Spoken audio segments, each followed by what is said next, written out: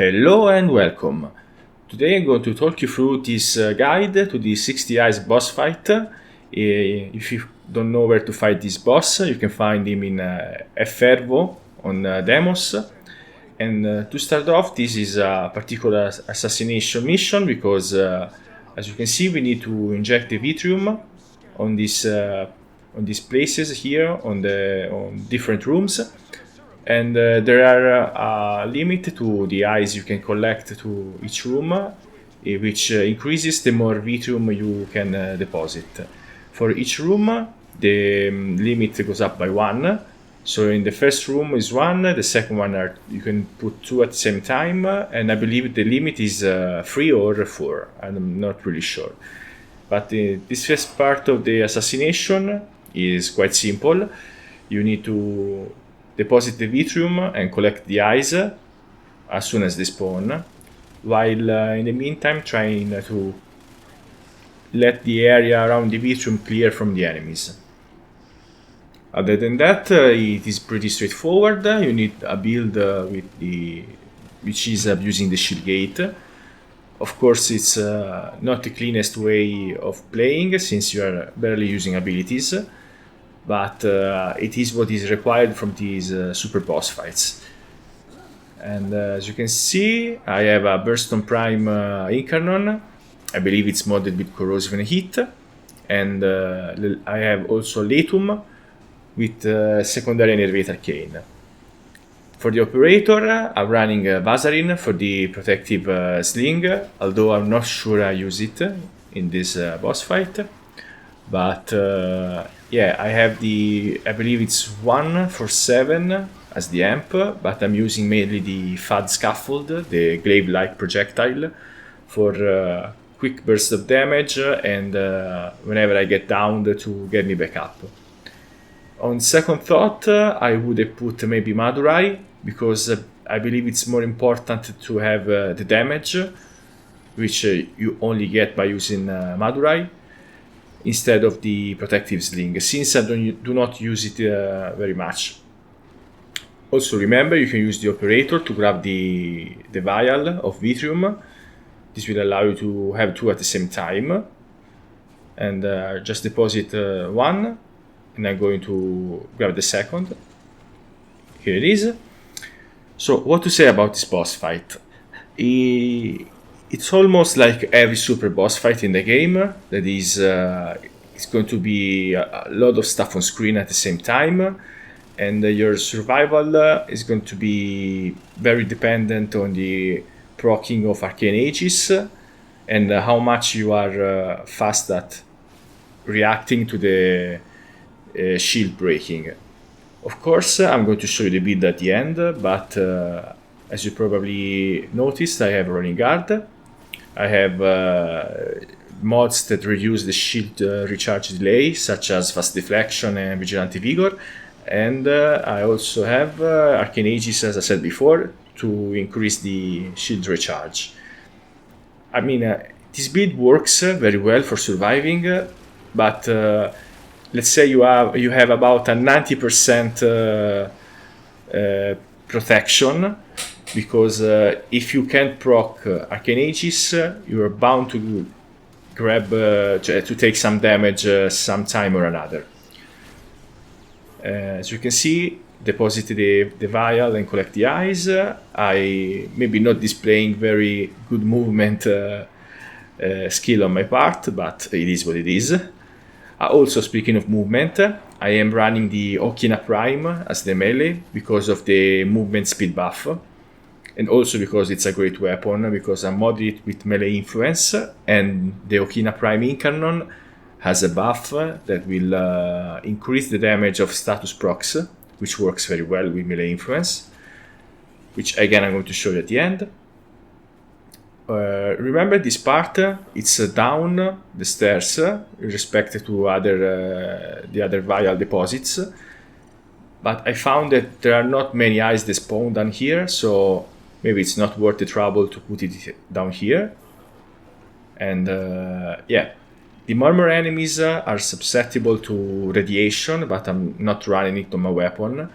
I do not believe they are the main focus here, since you are mainly trying to deal as much damage as you can to the boss, and because of the damage attenuation, you're not going to be dealing more than a certain percentage of damage per hit. So it is not worth it to min-max, even if you have a subpar weapon.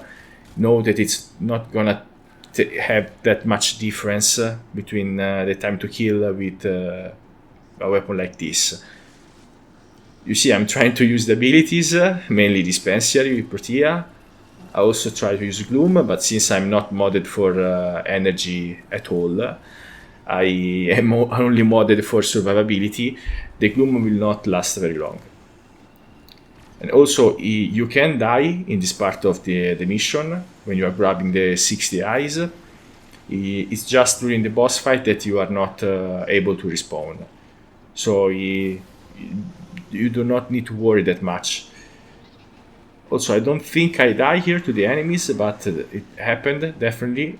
I believe with Sevagot, because I tried to gain the accolades with all of the Warframes, which I did, but I believe the toughest was, I think it was Sevagot, because when you die, you get in the shadow, and I do not like his shadow at all to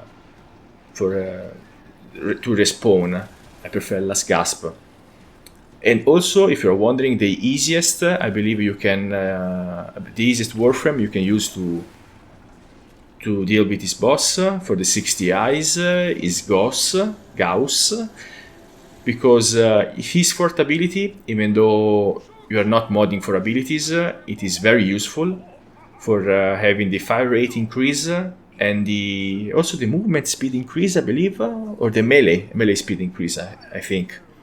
And also it helps with recharging the shields, which I did not know at the time, but it was a bit useful.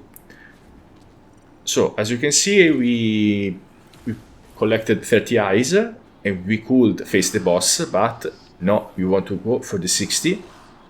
We are in Steel Path, by the way. I don't know if you noticed. Just there I risked death because I ran out of the vulnerability frames and I was out of shields. As I said, the shield gating, it works, but it's a bit finicky. This is a build which emphasizes the shield gating as much as possible, and even then I do not think it's 100% foolproof. I'd rather prefer some other form of survival. Health tanking, unfortunately, does not work very well when you're going into higher levels. It does work, but I mean, when you're at a certain point, the enemies deal so much damage that it will not matter how much health and armor you have. So that's why frames like Revenant are the best for me, since you can just pop his second ability and do not worry about it at all. That makes playing Warframe much more enjoyable. But anyway, let's get back to the gameplay. I'm just dealing with the enemies. I'm not stressing too much about having the Vitrium area as clear as possible. As you can see, I have the A and also B ability here. It's obstructed. It will take a bit longer, but this is a long mission already. It's not that much of a problem. And as you can see, I'm swapping to the operator for mobility, for Void Dash. This is another reason why I would have liked Madurai instead of Vazarin, because Madurai, you can chain your slings and they cost less operator energy, so you can move faster. And yes, this turned into a Madurai appreciation video, practically, but it is what it is. It is the best school at the moment, since it grants buffs to ability strength, casting speed, and operator damage.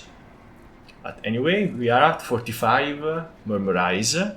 We're getting closer to 60. As you can see, I'm putting about, I believe, 3 Vitrium on the pedestals. And I'm going with operator to the objective to be faster. Here I missed the Vitrium vial. Yeah, the Warframe is invulnerable when you are in the operator, but bear in mind that if you have an ability active, the Warframe is not immune, but has 90% damage reduction. But don't count on that, since the 90% damage reduction is going to get you killed anyway. Since you are, if you get one toxin proc, which is from these enemies, you're going to die anyway. So make sure you do not have abilities active if you're using the operator to jump around the map like I am doing. And this is the first vial of this room. I believe you can put 4, I'm not sure. Let's see what I do. This is the second.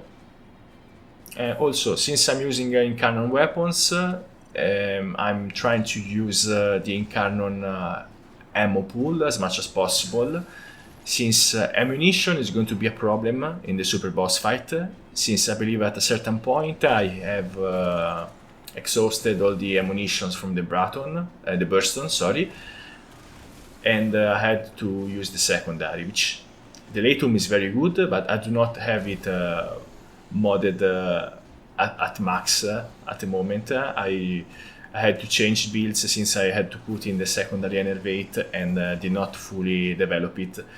So bear that in mind, try to use the Incarnon ammo pool as much as possible. If you are trying to kill all the enemies here, which I am not doing since there is no need to. Now we are at 54, getting closer to the 60. As I said, it is quite a long mission, and try to whenever you see the red eye, you need to shoot the arm that is blocking it. They spawn because the point of the vial or the Vitrium, it is obscured by enemies. So like I did, you need to shoot it and it goes free. Yeah, a lot of jumping around. As you probably have guessed, I'm on console, so I'm not going in as fast as a PC player, but I'll get there, I will get there. And we are at 60. So now we need to go to the boss fight. A couple of considerations for the boss fight. The enemy has some wide sweeping attacks that you can dodge, and I advise you to dodge, but they cover the whole map and they are quite fast, so expect to take damage. And also in the area it's gonna spawn some arms that are coming out of the floor. If you touch those arms, if you step on them, they are going to inflict a magnetic proc, so try to avoid it. Now for the first phase, we're going to deal with the Fragmented Tide, which is just enemies, and I suggest using a melee weapon, especially with the melee influence. As you can see, we already did it very fast, thanks to the Okina Prime damage buff. And now let's go to the boss. We have we're trying all the same to use the melee here, and I believe using melee it is the fastest way to deal with him, but it's going to put me in a very difficult spot. I don't know if you noticed, but my shield just before was struggling to get to regen, and I suggest using this tactic with a Warframe that is better at tanking, but it's not a choice at the moment. You can see the arms. Try to not step on them, try to jump over them. I rolled over them just then.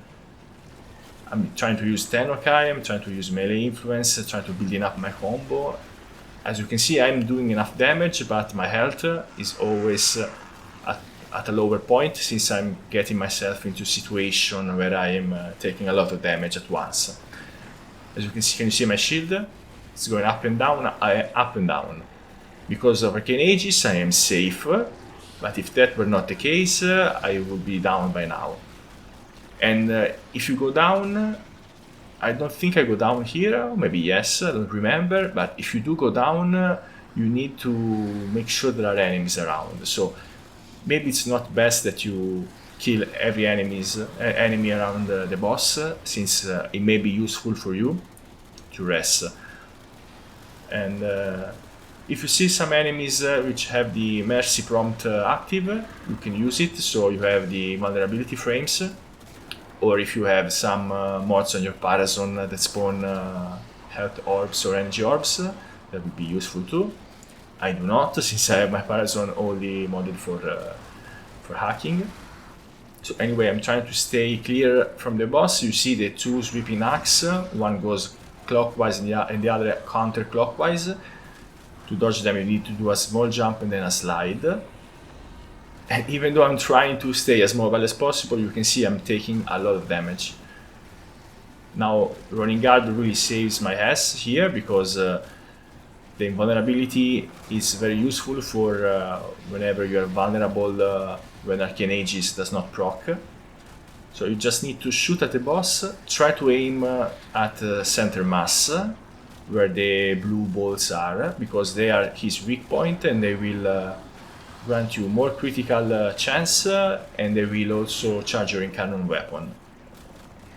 As you can see, I am unloading a full magazine of Burston Prime on him and he does not go down very quickly at all. So there are many Eximus in this room, so I'm gonna try to focus on the boss as much as possible.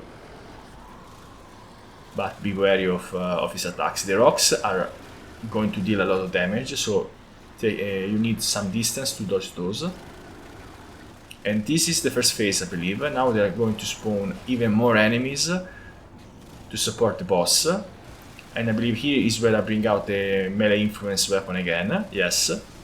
You could also use a hammer, but I personally don't like the slam playstyle.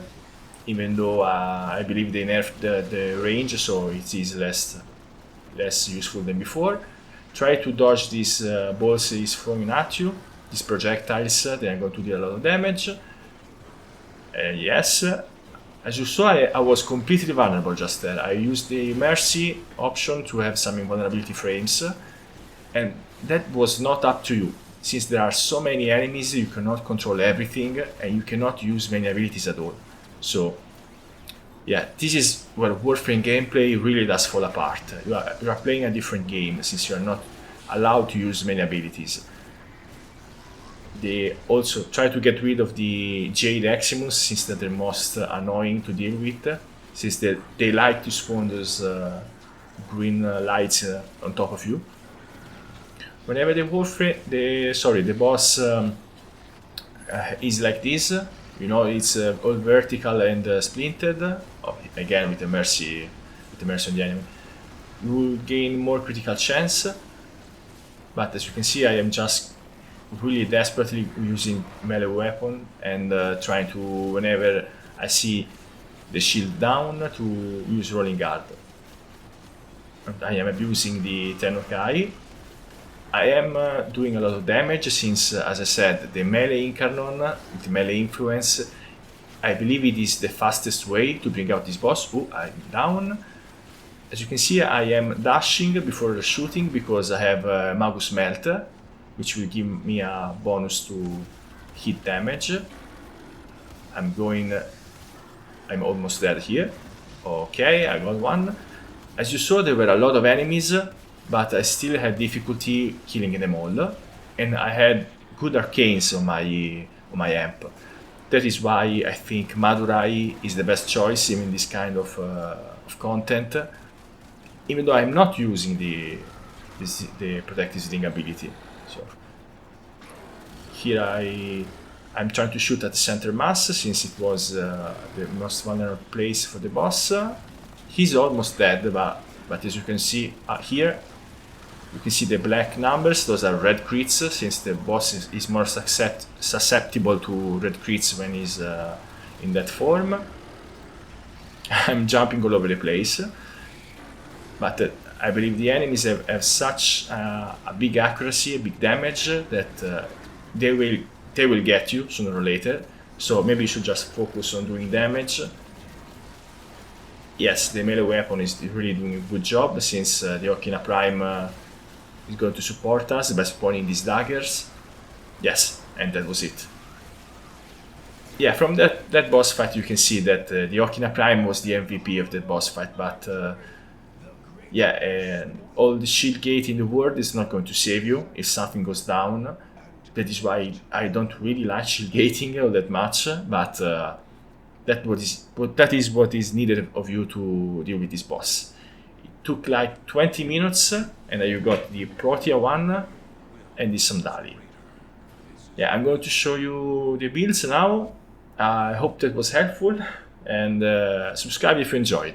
And you take care now.